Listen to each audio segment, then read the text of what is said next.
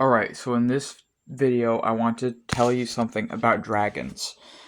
So, water dragons are oftentimes spiritual representations of bodies of water, such as lakes, rivers, and the ocean.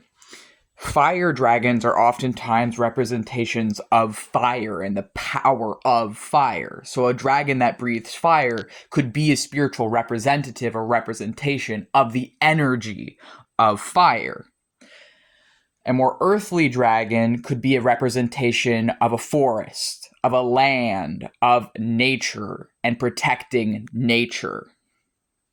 A mountain dragon would be like a subtype of earth dragon, would be the same thing, could be the spirit of that mountain and could be a representation and representative of that mountain. One of my friends, who is one of my DID headmates, is someone with multiple personalities, but is also a part of myself that I see as one of my spirit team, because for my specific case with my dissociative identity disorder and having multiple personalities, which means I live as multiple people. I actually just switched. I was Sammy when I started making this video. Now I'm Max talking about this. One of my personalities, known, is a dragon. And this personality, known, his name, known, is to denote that he represents knowledge. He is a dragon of knowledge. So he's a part of my brain, but he is also knowledge itself. Like, he is a dragon that represents raw knowledge.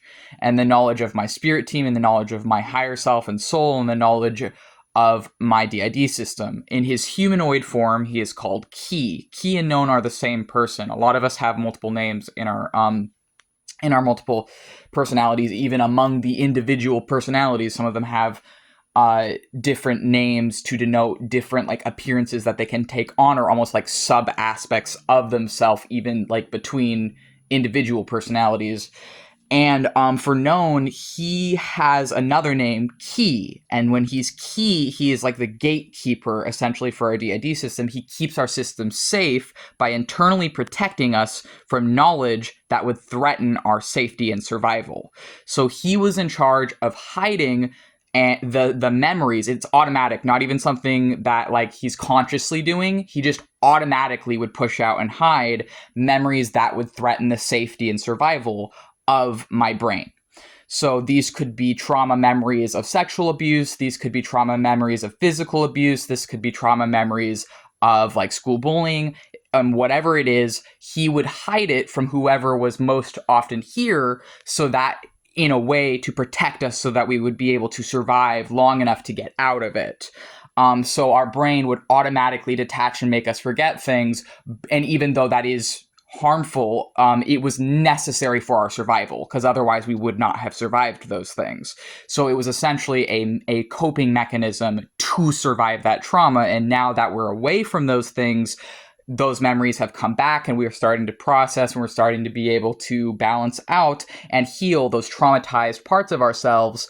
And Known was largely in charge of which pieces the hosts, like me, Max says, are aware of, and which pieces I'm not aware of.